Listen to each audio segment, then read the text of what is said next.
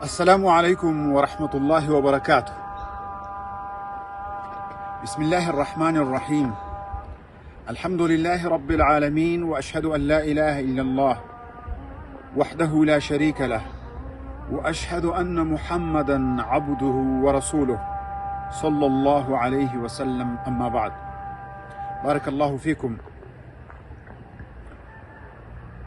سب سے عظیم چیز، سب سے بہترین چیز وہ اللہ کے ساتھ تعلق ہے، اللہ کی دوستی اور اللہ کی محبت ہے.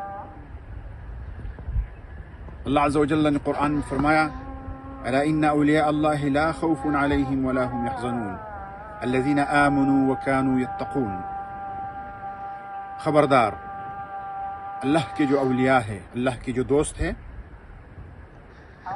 ان پر نہ کوئی خوف ہے اور نہ کوئی حزن ہے، نہ ان پر کوئی ڈر ہے اور نہ کوئی غم ہے. یعنی یہ لوگ جو اللہ کے ساتھ دوستی کرتے ہیں، جب یہ لوگ مر جاتے ہیں تو یہ خوف، ڈر سے اور عذاب سے محفوظ ہوں گے.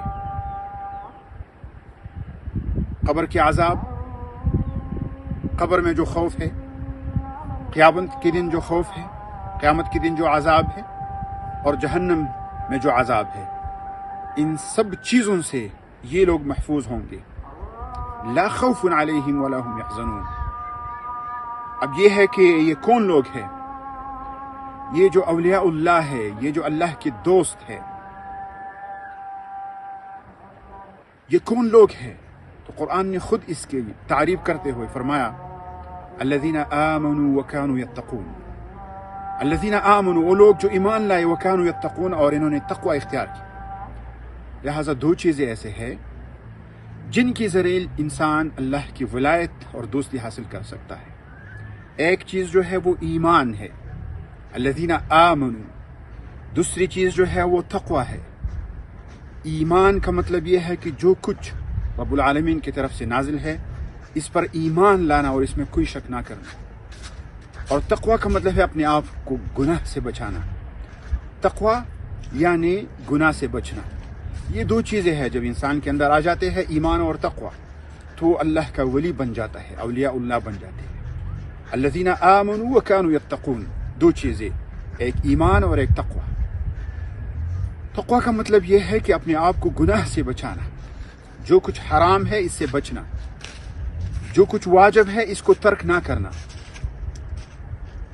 جو کچھ حرام ہے، جھوٹ حرام ہے، فرقواریت حرام ہے، فرقوں میں تقسیم ہونا حرام ہے، اپنے آپ کو کسی فرقے میں شامل کرنا حرام ہے، اور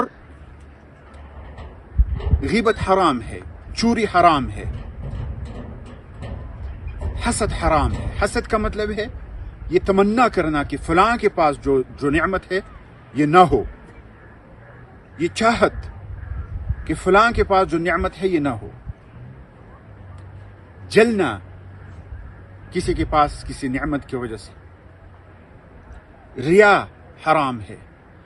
ریا وہ عمل جو اللہ کے لیے کرنا چاہیے، وہ لوگوں کو دکھاوے کے لیے کرنا. تکبر حرام ہے، استکبار حرام ہے. تکبر کا مطلب اپنے آپ کو بہتر سمجھنا اور دوسرے کو ذلیل سمجھنا، دوسرے کو حقیر سمجھنا، یہ تکبر ہے، یہ حرام ہے. غیبت حرام ہے، بہتان حرام ہے. کسی کو دھوکہ دینا، کسی بھی صورت میں کوئی بھی دھوکہ دینا حرام ہے. دھوکے کو الغش کہتے ہیں اور الغش حرام ہے. رسول اللہ صلی اللہ علیہ وسلم نے فرمایا: من غش فلیس منی، جس نے دھوکہ دیا وہ مجھ سے نہیں ہے. وفی روایت من غشنا فلیس منا، جس نے ہم کو دھوکہ دیا وہ ہم میں سے نہیں ہے. دھوکہ دینا یہ حرام ہے. الغدر، غدر کا مطلب ہے وعدہ خلافی. وعدے میں دھوکہ دینا اس کو غدر کہتے ہیں، کیونکہ وعدہ پورا کرنا یہ فرض ہے. تو جو کچھ فرض ہے اس کو پورا کرنا، اس کو ترک نہ کرنا، یہ لازم چیز ہے، اور جو کچھ حرام ہے اس سے بچنا ضروری چیز ہے۔ یہ ہے تقوی۔ تقوی اپنے آپ کو گناہ سے بچانا، اور گناہ دو چیزیں ہیں، واجب ترک کرنا اور حرام کا ارتکاب کرنا، یہ ہے گناہ، اور گناہ سے بچنا تقوی ہے۔ اور تقوی اختیار کرنا یعنی اپنے آپ کو بار بار گناہ سے بچانا، یہ انسان کو اللہ قریب لے جاتا ہے، اور یہی ہے ولایت کے لیے اصل شرط۔ ولی کا یہ مطلب نہیں ہے کہ کوئی اکیلے میں بیٹھ کر ذکر و اذکار میں مصروف ہو اور ایک خاص لائف سٹائل اختیار کرے تو وہ ولی بنے گا، نہیں۔ دو چیزوں سے انسان ولی بن جاتا ہے، ایک چیز ہے ایمان اور دوسری چیز ہے تقوی۔ رب العالمین نے قرآن میں فرمایا، ہمیں تربیت دینے کے لیے رب العالمین نے ہمیں یہ دعا سکھائی ہے کہ اہدنا الصراط المستقیم صراط الذین انعمت علیہم غیر المغضوب علیہم ولا الضالین۔ تین قسم کے لوگوں کا ذکر ہے اس آیت میں۔ انعمت علیہم، ان لوگوں کا ذکر ہے جن پر انعام اللہ نے فرمایا ہے۔ غیر المغضوب علیہم، دوسرے وہ لوگ ہیں جن پر اللہ کا غضب ہے۔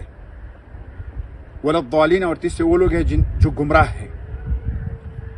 مطلب یہ ہے کہ اگر آپ یہ چاہتے ہیں کہ آپ پر اللہ کا انعام ہو تو اللہ کے غضب اور گمراہی سے بچنا ہے۔ اللہ کا غضب یہ ہے کہ انسان علم حاصل کرے اور اس پر عمل نہ کرے، اور گمراہی یہ ہے کہ صحیح فہم وحی کا حاصل نہ کرے۔ لہذا اصحاب محمد رضی اللہ عنہم سے ملنے کے لیے اور ان کے راستے پر چلنے کے لیے دو چیزوں سے بچنا ہوگا، یعنی علم حاصل کر کے اس پر عمل نہ کرنا، اس سے بچنا ہوگا، اور گمراہی سے بچنا ہوگا۔ دو چیزیں ہیں جو آپ کو ہدایت اور اللہ کی نعمت اور ان لوگوں کے راستے پر چلاتے جن پر انعام ہوا ہے۔ ایک چیز جو ہے وہ علم حاصل کرنا، وحی کا صحیح فہم حاصل کرنا، اور دوسری چیز ہے اس پر عمل کرنا۔ اگر آپ نے قرآن اور سنت کو لے کر اس کا صحیح فہم حاصل کیا اور اس پر صحیح عمل کیا تو آپ ان لوگوں میں شامل ہوں گے جن پر اللہ نے انعام فرمایا ہے، جو اللہ کے دوست ہے۔ اسی عمل اور اس علم اور عمل کو ایمان اور تقوی بھی کہتے ہیں۔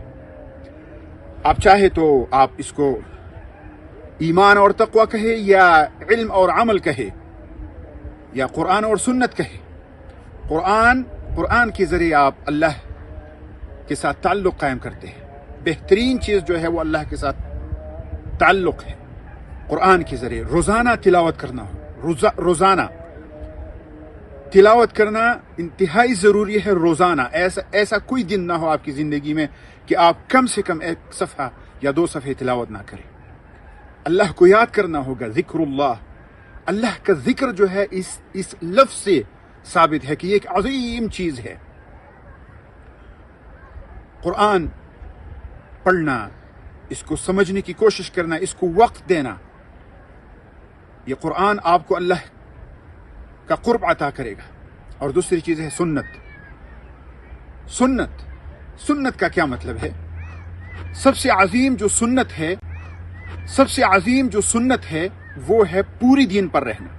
رسول اللہ صلی اللہ علیہ وسلم کی جو سنت ہے، سب سے عظیم سنت صرف یہ نہیں ہے کہ داڑھی ہو، سواک ہو اور خوشبو ہو۔ سنت راستے کو کہتے ہیں۔ جس طرح نبی صلی اللہ علیہ وسلم نے کامل دین پر، پوری دین پر عمل کیا، اسی طرح اس دین پر مکمل طور پر عمل کرنا، یہی ہے سنت۔ یہ انڈیویجول جو دین ہے، انفرادی دین اور اجتماعی دین، دونوں پر مکمل قرآن میں جو کچھ لکھا ہے یہ ہمارے لیے ہے۔ یہ ہم نہیں کہیں گے کہ یہ تو ہمارا کام نہیں ہے، یہ ہم نہیں کر سکتے۔ اگر آپ نہیں کر سکتے اور یہ آپ کا کام نہیں ہے تو پھر یہ نہ کہو کہ آپ رسول اللہ صلی اللہ علیہ وسلم کی سنت پر ہے۔ نہیں، سنت پر آپ تب ہے جب آپ کامل دین پر عمل کریں گے، اور اس اتباع کو، یہی اتباع ہے جو رب العالمین کی محبت کا ایک ذریعہ ہے. رب العالمین نے فرمایا قل ان کنتم تحبون اللہ فاتبعونی یحببکم اللہ. کہو اے محمد، ان سے کہو کہ اگر آپ اللہ سے محبت کرتے ہیں تو اتباع کرو، میری اتباع کرو. یحببکم اللہ، اللہ آپ سے محبت کرے گا. اللہ کی محبت حاصل کرنے کا جو راستہ ہے وہ ہے نبی صلی اللہ علیہ وسلم کے راستے پر، یعنی سنت پر چلنا. آپ اگر ڈکشنری کھولیں گے تو سنت کا مطلب ہے طریق، راستہ. جس طرح نبی صلی اللہ علیہ وسلم گئے تھے، اس اسلام پر عمل کیا، اسی طرح اس اسلام پر چلنا، اسی طرح چلنا، یہی ہے سنت، یہی ہے اللہ کی محبت، یہی ہے اتباع، اللہ کی محبت حاصل کرنے کا ایک طریقہ. بارک اللہ فیکم. انتہائی ضروری ہے اپنے آپ کو گناہ سے بچانا، جھوٹ سے بچانا، تکبر سے بچانا، حقوق کی پامالی سے بچانا. حقوق بہت ضروری ہے. حق اللہ اور حق العباد یعنی حق المخلوق.